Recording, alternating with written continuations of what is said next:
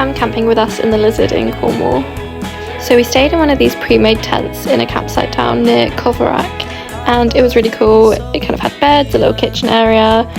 Peggy really enjoyed herself, as you can see, and she especially enjoyed having a little grassy area.